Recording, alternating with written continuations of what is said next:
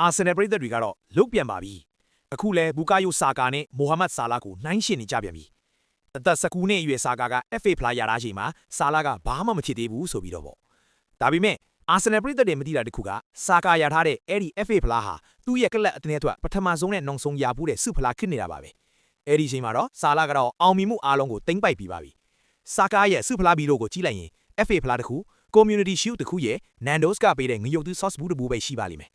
အခုဆာလာနဲ့ဆာကာရဲ့ခြားနားချက်ကိုတစ်ချက်လောက်ကြည့်လိုက်ပါဦးကျွန်တော်ကမန်ယူပရိသတ်တရားဖြစ်နေတာတော့ဒါကိုပြောနေရတာပါ